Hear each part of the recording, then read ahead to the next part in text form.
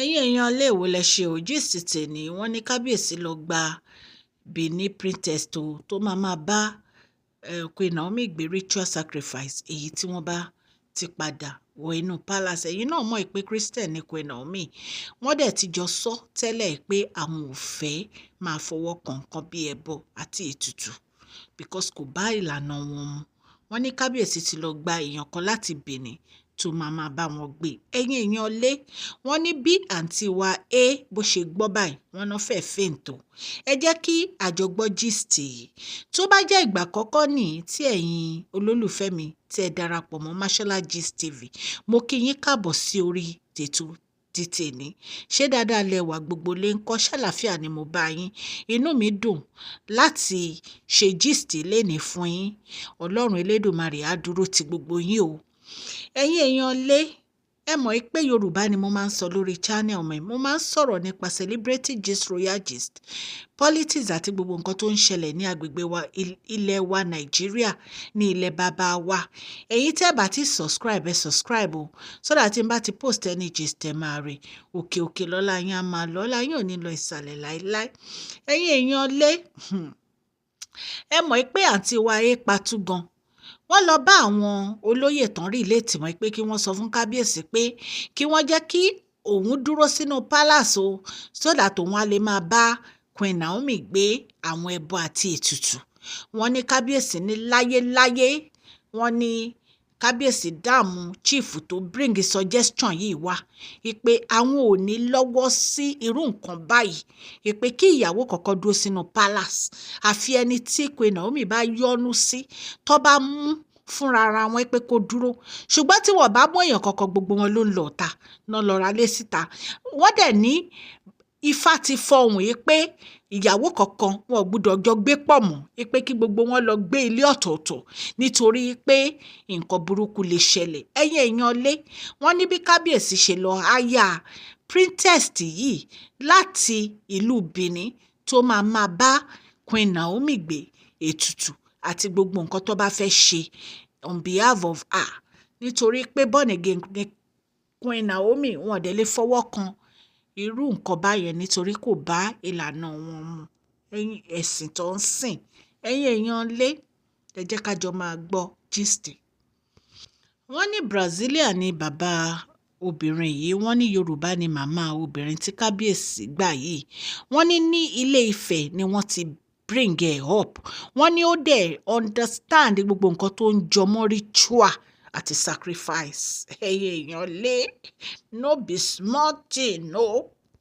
wọ́n ní wọ́n máa mú padà wá sí palace láti wá máa ṣe gbogbo ritual àti sacrifice èyí tó yẹ kí wọ́n ṣe. wọ́n ní wọn ò ní ìdí obìnrin kankan nínú palace o. wọ́n ní kí gbogbo wọn kàn lọ ra ilé tiwọn kí wọ́n dúró sí ilé wọn. tí kábíyèsí bá fẹ́ rí wọn kábíyèsí máa lọ bá wọn níbẹ̀. kò jẹ́ bó ṣe jẹ́ ẹ̀yin èèyàn lé. ṣé rí i pé oríṣiríṣi ọgbọ́n ni àwọn olórí máa ń lò. ọgbọ́n oríṣiríṣi ó kún ọwọ́ wọn. ọgbọ́n àrékérekè ó kún ọwọ́ wọn. àfi kí ọlọ́run elédùmarè kó gbà wá lọ́wọ́ wọn. kábíyèsí dúró bí ọmọ akin wọ́n dúró ti Queen Naomi. kábíyèsí ẹ ṣé àdúpẹ́ lọ́wọ́ yín. àwọn náà mọ̀ wípé àwọn tí àwọn ń bá nájà ọlọ́gbọ́n olóye ni wọ́n. ọgbọ́n oríṣiríṣi àti ìwà ó wà ní ọwọ́ àwọn olórí. ọ̀pọ̀ ọba tí ò bá gbọ́n pẹ̀lú àwọn olórí wọ́n máa ti ṣe nǹkan tí ò yẹ kan ṣe. ṣùgbọ́n kábíyèsí ọlọ́gbọ́n ni wọ́n. ìmọ̀ wọn ó kún dáadáa. ẹ dẹ̀ mọ̀ pé bàbá kábíyèsí náà wọ́n ròyìn bàbá kábíyèsí wọ́n ní bàbá tó jẹ́ pé àwọn èèyàn ń wárìrì fún ni wọ́n nítorí wọ́n ní ọgbọ́n àti òye. wọ́n ní bàbá àwọn èèyàn dáadáa ni wọ́n. so ẹ̀yin náà mọ̀ pé kábíyèsí ní ẹni tó fi jọ. inú mi dùn o nígbà tí wọ́n gbé ìgbésẹ̀ yẹn láti lọ gba ẹni tó máa bá Queen Naomi ṣe gbogbo àwọn ritual yìí because ibẹ̀ ni Ashley ń dúró dé. nǹkan tó ń dúró dé nìyẹn pé òun ti mú wọn òun ti gẹ̀ẹ́tì wọn. kò dẹ̀ mọ̀ pé ọlọ́run tó ń ṣe bẹ̀ kò kúrò nídìí àrò. so kábíyèsí mọ̀ pé Ashley wọ́n ti rí tán. wọ́n ti mọ orú èèyàn tó jẹ́ wọ́n mọ̀ pé ó ní lọ́wọ́ gan.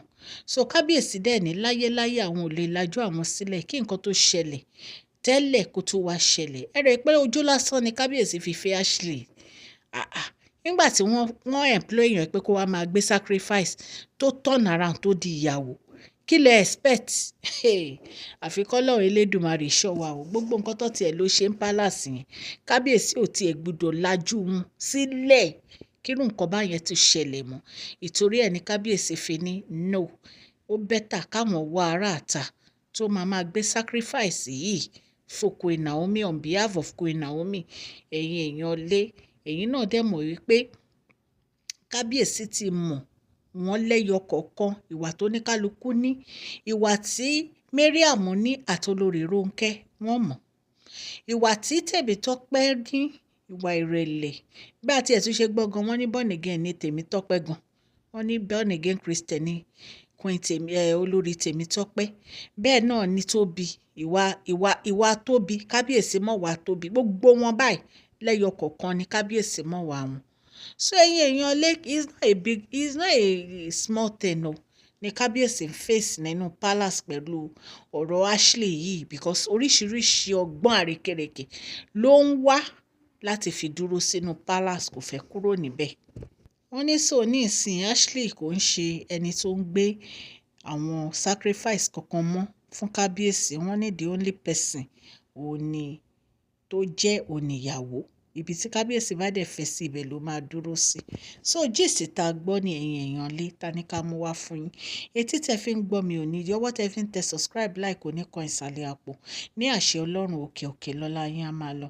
Please share this video, like and subscribe. God bless you all.